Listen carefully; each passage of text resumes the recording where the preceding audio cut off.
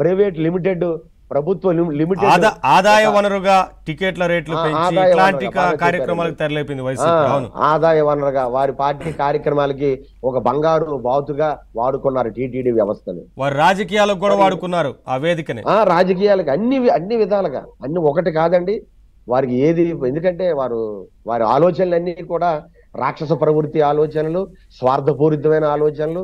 ఎవరికి వెంకటేశ్వర స్వామి మీద ఆయన దైవము, ఆయన మనం ఆరాధించాలి తప్ప అక్కడ మనం మన చేష్టలు కానీ మన కార్యక్రమాలు అక్కడ ఉండే మంచికి, అక్కడ ఉండే పవిత్రతకి భంగం కలిగించకూడదు అనే ఇంగిత జ్ఞానం ఎవరికి లేదు. కాబట్టి వాళ్ళ ఇష్టానుసారంగా వాగాడు. ఆయన కొడాల నాని అయితే వెంకటేశ్వర స్వామి మీద నోరు పారేసుకున్నాడు. అలా చాలా మంది, అలాగే అప్పుడు దేవాదాయ శాఖ మంత్రి ఉండేటువంటి వెల్లంపల్లి కూడా టీటీడీ మీద నోరు పారేసుకున్నారు. ఈ రోజు అందరూ కూడా దిక్కుమాలిన పరిస్థితిలో ఉన్నారు. వెంకటేశ్వర స్వామి వారి ఆగ్రహం కలిగింది, అది పక్కన పెట్టండి. అటువంటి జగన్మోహన్ రెడ్డి కాలంలో ఒకప్పుడు లడ్డూ అంటే అంత దూరంలో ఉంటే చాలండి, ఆ వాసనకి తట్టుకోలేక ఎంతో పరవశించిపోయేవారు భక్తులు. మీ ఇంట్లో వెంకటేశ్వర స్వామి లడ్డూ ఉందా, మాకు తెలిసిపోతుందండి ఆ సువాసన అని ఇట్టే చెప్పగలిగేవారు. అలాంటి పరమ పవిత్రమైన ఆ లడ్డూ ప్రసాదం ఏమైందండి? పూర్తిగా వారి నచ్చిన వ్యక్తులకి కాంట్రాక్ట్ ఇచ్చేశారు. టీటీడీలో సుబ్బారెడ్డిని పెట్టారు. ముందు పెడితే ఆయన ఏమో విషయంలో కూడా అక్రమాలే, ఒక్కటి కాదు ఇవన్నీ. ఇప్పుడు కొత్తగా స్వామి అప్పటి నుంచే బయటకు వచ్చాయి ఇవన్నీ.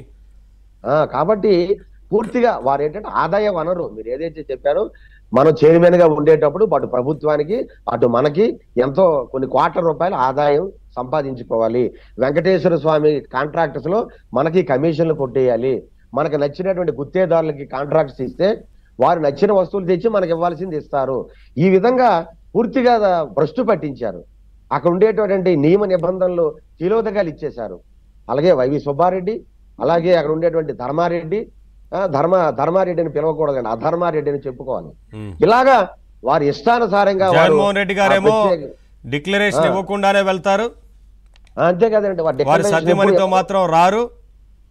పట్టు వస్త్రాలు సమర్పించే సందర్భంలో బ్రహ్మోత్సవాల సందర్భంగా సత్యమణితో వచ్చే సాంప్రదాయమే లేకుండా చేశారు. లేదు, పూర్తిగా రాబోయే ముఖ్యమంత్రులు ఇలా వెళ్ళొచ్చేమో అని దుష్ట సాంప్రదాయాన్ని పెట్టారు. మళ్ళీ అదే కాకుండా తిరుమల వెళ్ళేటప్పుడు ఆ కిందని తిరుపతిలో ఉండేటువంటి ఆలయాలకి పెద్ద కటౌట్లు పెట్టించారు, జై జగన్ అంటూ.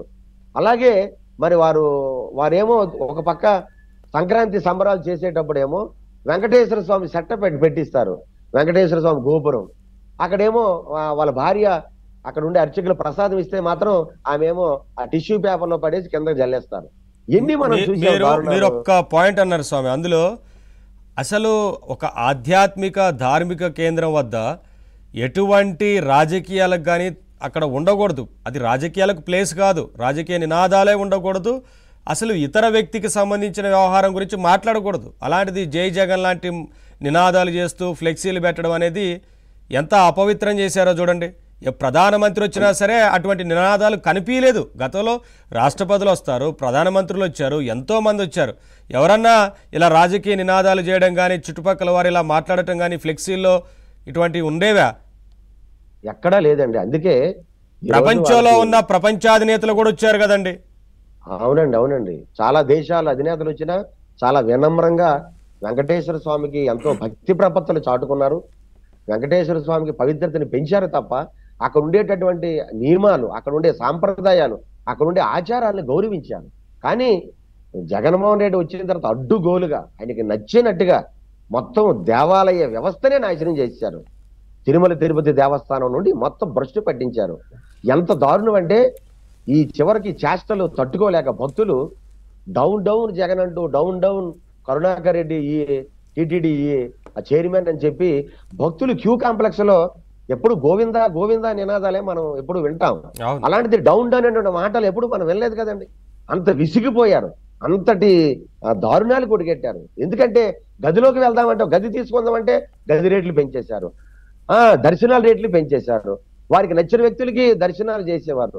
మొత్తం ఎప్పుడు చూసినా కూడా సామాన్య భక్తుడు. స్వామి ఇటువంటి చాలా అంశాలు ఉన్నాయి, మాట్లాడదాం. ఒకసారి సప్తగిరి ప్రసాద్ గారితో మాట్లాడిన తర్వాత మళ్ళీ మీతో మాట్లాడతాను. ప్రసాద్ గారు నమస్కారం అండి. సార్ నమస్కారం సార్. ఓం నమో వెంకటేశాయ. గోవింద గోవింద గోవింద.